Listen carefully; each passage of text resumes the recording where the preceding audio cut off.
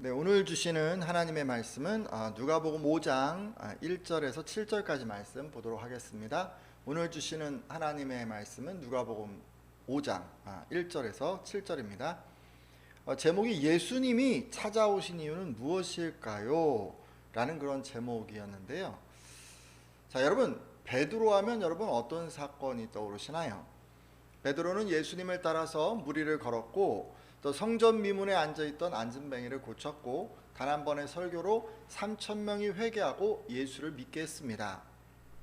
그리고 무엇보다 주는 그리스도시요 살아계신 하나님의 아들입니다 라는 신앙 고백을 해서 예수님께 칭찬을 받기도 했습니다. 정말 대단한 믿음과 또 능력을 가진 제자라고 생각이 되는데요. 하지만 처음부터 그랬던 것은 아닌 것 같습니다. 베드로는 예수님의 부르심에 얼떨결에 제자가 되지만 제자가 치러야 할 대가가 값비싼 것이라는 것을 알고는 제자가 되기를 포기하고 예수님 곁을 떠났던 사람입니다. 자, 어쩌다가 떠나게 되었는지 먼저 이 부분에 대해서 말씀드리려고 하는데요. 이 베드로의 계명전 이름이 시몬이기 때문에 설교 중에는 시몬으로 지칭하도록 하겠습니다. 자, 어느 날 있었던 일이에요. 동생 안드레가 헐레벌떡하고 뛰어들어왔습니다. 자, 안드레는요 세례 요한의 제자가 되겠다고 이 물고기 잡는 것도 다 팽개치고 집을 나섰던 그런 동생이었습니다. 자, 근데 그가 다시 돌아온 것입니다. 형, 시몬 형 하고 내가 메시아를 찾았어. 이번에는 진짜야 라고 그런 식으로 얘기를 했습니다. 자, 예수라는 분인데 세례 요한 선생님이 그분을 하나님의 어린 양이라고까지 말씀하셨어. 자, 이 소리를 듣고 시몬은 기대 반 의심 반 동생 안드레를 따라 나서는데요. 자, 예수님이 이제 그들을 만나셨어요. 그리고는 만나자마자 장차 시몬의 이름을 게바 곧 베드로라고 할 것이라고 하시면서 선뜻 이 시몬을 제자로 받아 주셨습니다.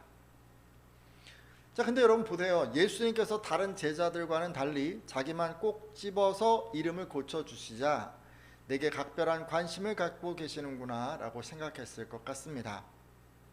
자, 여러분도 친한 친구끼리 또는 연인들끼리 이런 거 하시지 않습니까? 정말 사랑하고 아끼는 사람끼리는 어떤 애칭 같은 걸 만들어서 이렇게 부르기도 하던데, 그렇죠? 자, 왜 그런 거죠? 서로에게 각별한 대상이기 때문에 이렇게 하는 거 아닙니까? 그렇죠? 자, 그럼 이제 그 다음 날이 되었어요. 갈릴리 가나에는 혼인잔치가 있었습니다. 시몬과 다른 제자들은 그 자리에 예수님과 함께 참석했습니다. 자, 그곳에서 이 시몬은 예수님께서 처음으로 베푸신 기적, 곧 물이 변하여 포도주가 되는 기적을 체험했습니다. 정말 깜짝 놀랐겠죠? 예수님께서 지금 아무도 흉내낼 수 없는 이런 기적을 행하시는 것을 보고 시몬은 나는 정말 좋은 스승 밑에 들어온 것 같아. 이런 기적은 이 세상 어떤 사람도 하지 못할 거야. 예수님은 정말 대단한 능력을 가진 분임에 틀림이 없어 라고 그렇게 생각했을 것만 같습니다. 자, 그리고 이런 생각에 자신이 그가 제자인 것이 자랑스러웠을 것이고 그래서 누구에게든 스승인 예수를 자랑하고 싶었을 것만 같습니다. 자, 그런데요, 이런 신나는 분위기 이거는 오래 가지 못했어요. 그 후 이제 유월절 절기가 되었는데 시몬과 제자들은 예수님과 함께 성전에 올라가게 되었습니다. 거기서 시몬은 예수님께서 이 장사하는 사람들에게 호통을 치시고 내쫓으시는 그런 모습을 보게 됩니다. 결국 이 일로 인해서 예수님은 당시 성전을 관리하던 대제사장들과 적대적인 관계가 되었습니다. 자, 근데요, 시몬은 예수님의 이런 행동이 내심 불편했을 것 같습니다. 당시 최고의 권력을 가진 이 대제사장들과 어려운 관계가 된다는 것은 유대인 사회에서 내어 쫓긴다는 것을 의미했기 때문입니다. 아마 시몬의 그 마음에는요, 이렇게 계속 예수님을 따르면 어떻게 될까? 혹시 나도 이 대제사장들에게 밉게 보여지는 것은 아닐까? 그러면 내게 불이익이 닥칠 것만 같은데 이런 식으로 불안한 마음이 생겼을 것 같습니다. 여러분도 그러시지 않습니까? 교회 공동체 일원이 되고 또 예수님의 말씀을 따라서 살다 보면 때로 세상에서 지위가 있는 사람들이 원하는 대로 살아가지 않거나 또 권력을 가진 사람들이 바라는 길로 가지 않을 때가 있습니다. 자, 그럼 어떻게 될까요? 힘 있는 사람들의 눈밖에 날 수도 있겠죠. 어떤 형태로든 미움을 받고 또 알게 모르게 불이익을 당할 수도 있을 것입니다. 자, 여러분 이런 것이 예상될 때 어떠셨어요? 그들에게 미운 털이 박힐까 해서 그래서 좀 불안해하지는 않으셨나요? 자, 이제 이 일 이후에 예수님은 이제 사마리아로 들어가셨습니다. 사마리아의 수가라는 동네에서 제자들이 먹을 것을 구하러 간 사이에 예수님은 한 여인과 말씀을 나누셨습니다. 자, 그리고 이것이 계기가 되어서 이 사마리아 사람들은 예수님의 말씀을 듣게 되었고 이들은 예수님께서 세상의 구세주라는 사실을 믿게 되었습니다.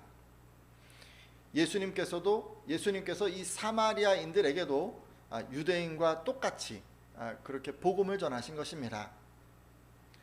근데 시몬은요, 예수님의 이런 행동을 이해할 수가 없었어요. 당시 유대인들은 이방인과 혼혈인 이 사마리아 사람들을 지옥에나 떨어질 저주받은 사람으로 여기고 개처럼 여겼기 때문입니다. 물론 이 시몬 역시도 사마리아 사람들을 멸시했으리라 추측합니다. 따라서 시몬은요, 예수님이 그런 사마리아 여자와 얘기를 나누는 것이 거슬렸을 것입니다. 게다가 그들에게도 복음을 전하고 믿음을 갖게 하는 것이 너무도 마음에 들지 않았을 것입니다. 자, 모르긴 해도 이 시몬은요, 아니 예수님을 따르면 혐오하는 사람들과 얘기를 나누고 또 그들의 집에서 자고 먹고 뭐 이렇게까지 해야 한단 말인가? 계속 예수님을 따르다 보면 결국 나도 해야만 할 텐데 그런 상황이 너무도 싫기만 하구나 라고 생각했을 것 같습니다. 자, 여러분은 어떠세요? 만일 예수님께서 여러분에게요, 여러분이 혐오하는 사람과 식사하고 그들에게 복음을 전하라고 한다면 생각만 해도 치가 떨리고 뭐 그 사람에게 받은 상처 때문에 뭐 함께하고 싶지 않은 그런 사람, 근데 그 사람에게 복음을 전하기 위해서 만나라고 만약에 하신다면, 자, 여러분 그 말씀에 순종할 수 있겠습니까? 자, 그런 상황 정말 생각하기도 싫으시겠죠? 자, 근데 그런 상황이었던 것 같아요. 자, 이 사마리아에서 이제 이틀이나 유했어요. 예수님이 그렇게 이틀이나 계시다가 이제 예수님과 그의 제자들은 그 후에 갈릴리로 가게 됩니다. 근데 이제 그 갈릴리로 가시면서 예수님께서는 선지자가 고향에서는 높임을 받지 못한다라고 하시면서 고향인 나사렛으로 가지 않으시고 바로 갈릴리로 가셨습니다. 자, 이런 예수님을 보고 시몬의 갈등은 더욱 깊어만 갔을 것 같습니다. 자, 온 세상 사람들에게 존경받는 분이라 생각해서 지금 따라왔는데 정작 예수님은 자기 고향에서도 인정받지 못하는 사람이었기 때문입니다. 자신도 예수님처럼 고향에 두고 온 가족들과 친구들과 지인들과 불편해질 수도 있다고 생각하니까 이 시몬은 더 이상 예수님을 따르고 싶지 않았을 것 같습니다. 네, 여러분도 좀 비슷한 마음 아니신가요? 예수님을 믿으면 이제 우리가 이런 거 기대하잖아요. 세상 사람들에게 인정받고 또 뭐 불편했던 이런 인간관계에 있다면 그런 것들이 좀 편안해지기를 원하지 않습니까? 그런데 오히려 예수님을 믿은 것 때문에 가족을 비롯한 주변 사람들과 불편해진다면 여러분 예수님의 제자 되는 게 좀 주저되지 않을까요? 결국 시몬은 이런 생각들로 마음이 흔들리게 됩니다. 가족도 생업도 다 팽개치고 오직 예수님만 바라보며 지금 따라왔는데 계속 이렇게 따라다니다 보면 공동체에서는 미움을 받고 가족들에게는 버림을 받고 하기 싫은 일을 참고 해야 한다니 도저히 그렇게 할 자신이 없었습니다. 자, 그래서 고향인 갈릴리에 이르자 시몬은 몇몇 제자들 뭐 안드레나 뭐 요한 이런 제자들과 함께 집으로 돌아가게 됩니다. 예수님을 떠나버린 거예요. 자, 여러분 어떠십니까? 자, 모든 걸 바쳐서 예수님을 따랐을 것만 같은 이 시몬 베드로가 이렇게 제자 생활 도중에 예수님을 떠났다는 게 너무 충격적이지 않습니까?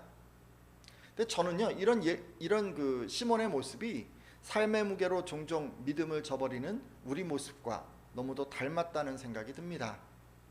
그러니까 맞이하게 될 어떤 상황들이 자꾸 두려워서 이 중도에 포기하는 것입니다. 근데 더 충격적인 사실이 있어요.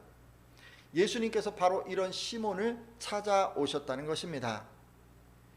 보통 사람 같으면 싫다고 떠난 이 제자를 거들떠도 안 볼 것만 같은데 우리 예수님은 그러시지 않으셨습니다. 직접 찾아오셨습니다. 아니 그럼 왜 찾아오셨을까요? 예수님을 떠난 이 시몬은 집으로 돌아와서 다시 일상으로 돌아갔습니다. 예수님을 따르느라 지난 8개월간 집을 비웠기 때문에 시몬의 집에는 해야 할 일들이 잔뜩 밀려 있었을 것입니다. 무엇보다 고기를 잡지 않았기 때문에 당장 먹을 것이 없었을 것 같습니다. 그래서였을까요? 집으로 돌아온 시몬과 그의 형제들은 가장 먼저 고기를 잡으러 나섰습니다. 그리고 이제 나가서 평소처럼 그물을 내렸습니다. 근데 이상한 일이 생겼어요. 물고기가 안 잡히는 것입니다.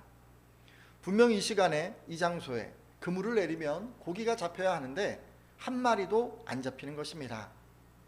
모르긴 해도 시몬의 일생에 이런 일은 처음 겪는 일이었으리라 생각됩니다.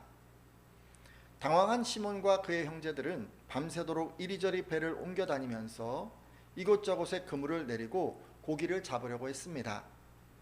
그렇지만 그들은 단 한 마리도 잡을 수가 없었습니다. 아니 이게 어떻게 된 일이지? 도대체 이 고기들이 다 어디로 간 걸까? 다른 배들을 보면 물고기를 잡는 것만 같은데 왜 내게는 안 잡히는 걸까? 시몬은 정말 난감했습니다. 결국 물고기를 한 마리도 잡지 못한 채 날이 밝고 말았습니다. 그들은 지친 몸과 마음을 가지고 부두로 돌아왔습니다. 배를 부두에 대고 시몬은 다음날 나갈 채비를 위해서 그물을 씻고 있었습니다. 모르긴 해도 이 시몬은 아니 어떻게 이런 일이 있을 수가 있지? 밤새 한 마리도 잡지 못하다니 혹시 내게 신의 저주가 내린 것은 아닐까라고 생각했을 것입니다. 그런데요, 바로 그때 이 멀리서 낯익은 어떤 모습이 자신을 향해 다가오는 것이 느껴졌습니다. 고개를 들어 그분이 누구인지 쳐다본 순간 시몬은 화들짝 놀라고 말았습니다. 왜냐하면 그분은 바로 자신이 떠나온 예수님이었기 때문입니다. 하필 고기도 못 잡아서 주눅이 들어있는 이 찰나에 예수님이 나타나시다니 이 예수님을 뵐 면목이 없는 시몬은 빨리 자리를 피하고 싶었습니다. 근데 예수님께서는요, 피할 틈을 주시지 않으시고 그냥 성큼성큼 시몬을 향해 다가오셨습니다. 그러더니 다른 배도 있었는데 굳이 이 시몬의 배에 오르셨습니다. 이 부분 말씀 보도록 할 텐데요. 누가복음 5장 3절입니다. 누가복음 5장 3절 말씀입니다. 같이 읽겠습니다. 예수께서 읽습니다. 시작. 예수께서 한 배에 오르시니 그 배는 시몬의 배라. 육지에서 조금 떼기를 청하시고 앉으사 배에서 무리를 가르치시더니 아멘. 여러분, 시몬의 배에 타신 예수님은 무엇을 하셨습니까? 배 위에서 따라온 무리에게 복음을 가르치기 시작하셨습니다. 자신의 배에 앉으셔서 지금 가르치기 시작한 이 예수님 때문에 시몬은 꼼짝없이 예수님의 말씀을 듣게 되었습니다. 그것도 가장 가까이서 말이죠.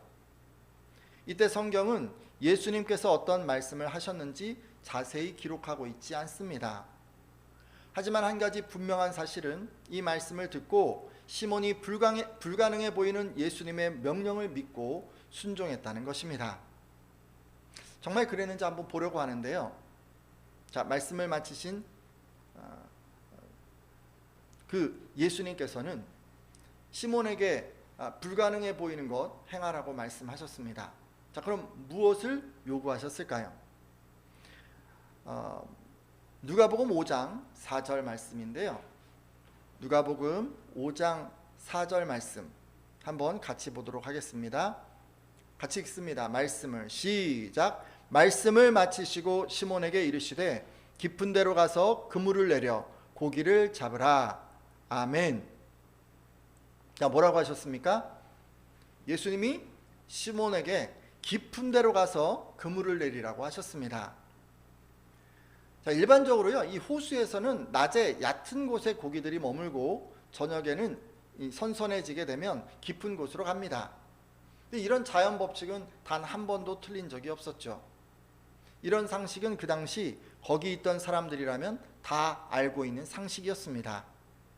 그런데 예수님께서는 지금 아직 해가 떠 있는 이런 대낮에 도무지 물고기가 없을 것으로 여겨지는 그 깊은 곳에 그물을 내리라고 말씀하셨습니다.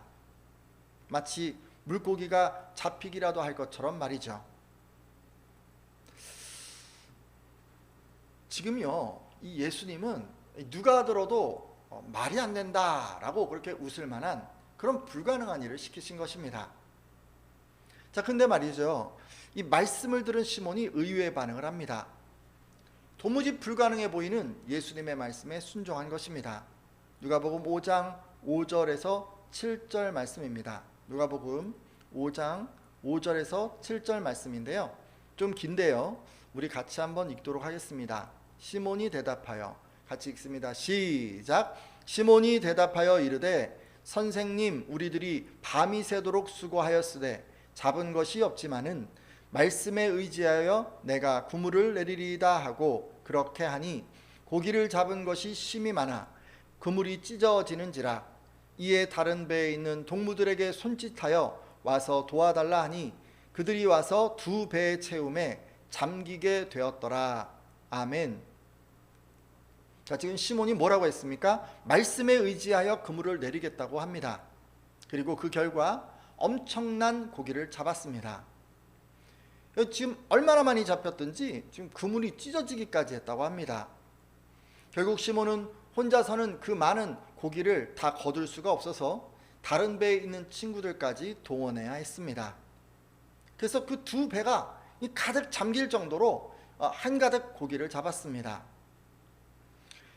지금까지 여러분, 시몬이요, 예수님을 떠났었다는 말씀을 쭉 들으셨는데, 자, 그러면 여러분 한번 생각해 보세요. 예수님께서 지금 시몬을 찾아오셨잖아요.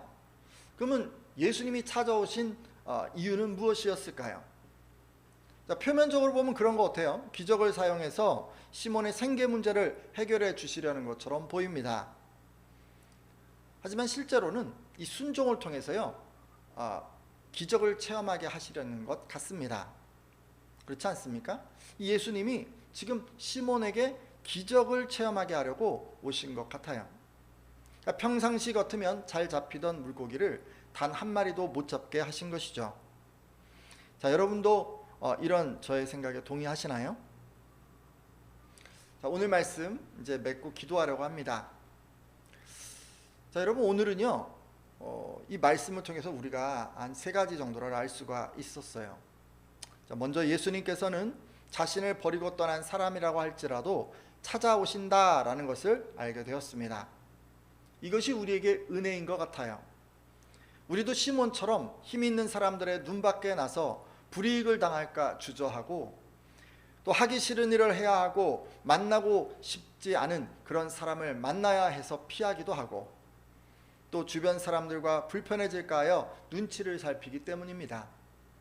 하지만 그럼에도 찾아와 주시는 예수님이 너무도 고맙기만 합니다. 따라서 혹여 예수님 곁을 떠나 있는 분 계시다면 이 시간 돌이켜 주시고 예수님께서 여러분의 삶의 자리에도 찾아와 달라고 기도해 주십시오. 또 예수님의 말씀을 들을 때 믿음이 생겨난다는 것을 알게 되었습니다. 시몬은 자신의 배에서 예수님이 말씀을 마치실 때까지 들었습니다. 여러분, 믿음은요, 내가 원하는 만큼 듣는 게 아니에요. 예수님이 원하시는 만큼 들어야 생기는 거예요. 그리고 생업의 현장에서, 또 내가 실패한 그런 현장에서 들어야 생기는 것 같습니다. 혹여 그간 말씀 듣는 것 등한히 했던 분들 계시다면 돌이켜 주시고, 이후로는 믿음은 들음에서 나며 들음은 그리스도의 말씀으로 말미암았느니라 라는 말씀에 의지해서 예수님이 원하시는 만큼 나의 삶의 자리에서 말씀을 듣겠습니다. 그러니 내게도 믿음을 더해 주십시오 라고 이렇게 기도해 주십시오. 자, 그리고 여러분, 순종할 때 기적이 일어난다는 것도 알게 되었습니다. 따라서 예수님이 말씀하시면 그것이 무엇이든지 나의 이성과 논리와 자연 법칙과 세상의 상식에서 벗어나도 순종하겠다고 결단해 주십시오. 이렇게 기도하는 분들마다 믿고 순종해서 기적을 체험하시리라 믿습니다.